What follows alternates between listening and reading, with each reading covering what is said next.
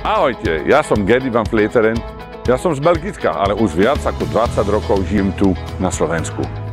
Ja som prišiel na Liptové a som tu začal budovať nejaké malé penzión s reštauráciou. Teraz Sojka Resort ponúka príjemné hotelové izby, rodinné apartmány, zruby, máme aj veľmi príjemnú reštauráciu, konferenčnú miestnosť, aj wellness, báze, všetko, čo treba na nejaký dobrý relax, na dobrú dovolenku.